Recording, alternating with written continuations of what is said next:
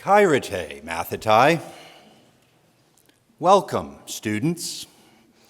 Let me amplify President Starr's greetings by welcoming each of you, as well as our faculty, staff, and trustees, as we mark the beginning of another academic year by gathering together and celebrating what it means to be a member of our Pomona community. Last Friday, Professor Liu, Professor Steinberger, and I encouraged each of you to seize not merely the day, but the next 4 years by working intentionally from day one to build relationships with your faculty advisors and instructors, with your fellow students as buddies and peer mentors, and with our alumni, some of whom you have already met as staff and faculty here on campus. You all have come from across California, North America, the entire world, and walked through the gates last Saturday. That ritual, like our gathering for Convocation today, helps mark your matriculation and the start of your liberal arts adventures as Pomona students. As President Starr reminded us, here at Pomona, as throughout our lives, we are each members of various teams.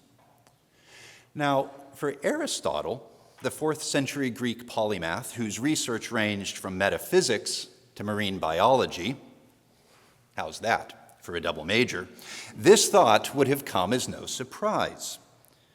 After all, for Aristotle, an anthropos, a human being, is a politikon zoon, a political animal, a creature created to live and work and flourish within community.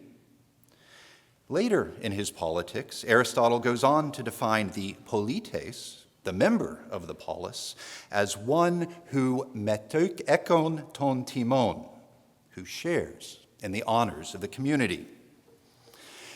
Take a minute. Think of the camaraderie that you feel already when somebody references the number 47 or goes chirp, chirp.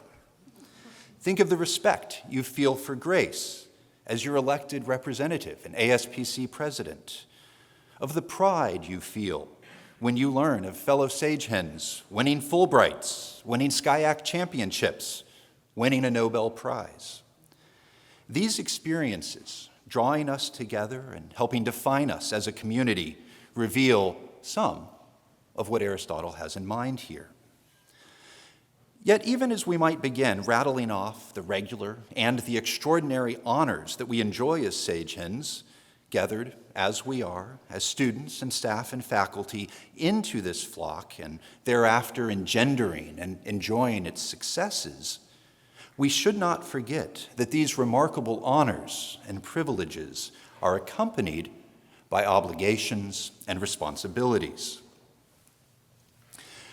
When Aristotle's contemporaries pondered the two sides of this honor and obligation coin, they were fond of citing a centuries-old passage from Book 12 of Homer's Iliad, where Sarpedon, ill-fated son of Zeus and commander of the Lycian forces, addresses his lieutenant Glaucus amidst an assault on the Achaean rampart.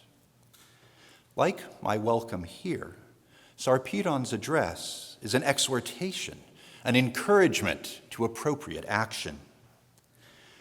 What captured the attention of Demosthenes and later Greeks was the motivational gambit by which Sarpedon connects the privileges and the responsibilities of community membership. Glaucus, Sarpedon begins, why do they hold us both in honor? Why do the Lycians defer to us? Why do they wine and dine us? Why do they make us masters of vast estates? Why? It's, of course, because of our fighting strength, because amidst fear and danger, we lead the way in war. Now, as the latest battle rages, Sarpedon reminds Glaucus that having enjoyed the privileges of being held in honor, now the duty's ours. We are the ones to lead the Lycian line. You all rightly possess and enjoy the honors and privileges that come from being invited into, working within, and ultimately graduating from Pomona College. Let me exhort you to remember as well your responsibilities as a Sage-Hen, to dedicate yourselves to your studies, to make the most of your curricular and co-curricular and extracurricular opportunities, to build up your colleagues and our community. So, you have been welcomed into our community, apprised, rather more fully over the last week, rather briefly here, of the privileges and responsibilities enjoyed by us all as Sage-Hens. But what exactly ought you to do here?